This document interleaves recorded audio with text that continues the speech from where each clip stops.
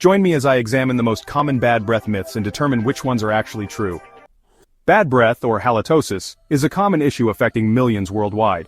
But what's surprising is that many of us are misled by myths and misconceptions about the causes and cures of bad breath. Understanding these myths is crucial for our oral health, as it can differentiate between effective solutions and pointless remedies.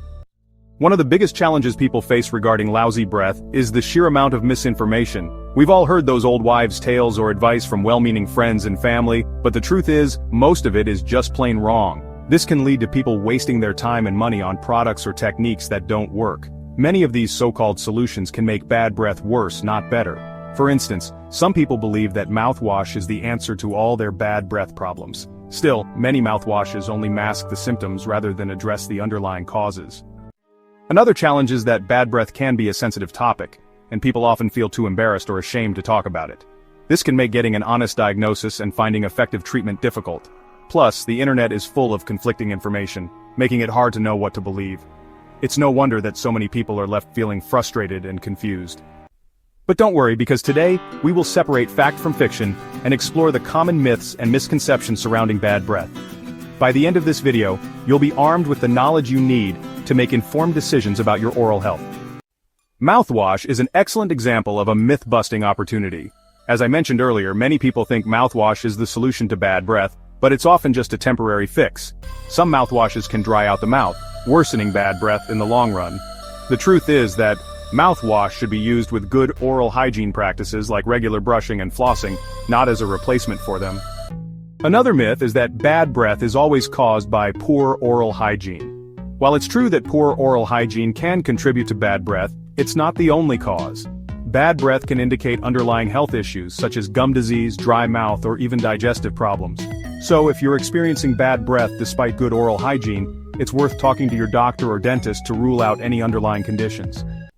Let's talk about another myth, that eating certain foods like garlic or onions is the main cause of bad breath. While it's true that these foods can temporarily make your breath smell bad, they're not the root cause of chronic bad breath. The bacteria that live in your mouth and throat are the main culprits behind bad breath, not the food you eat. One of the most surprising myths about bad breath is that a strong, unpleasant odor always accompanies it.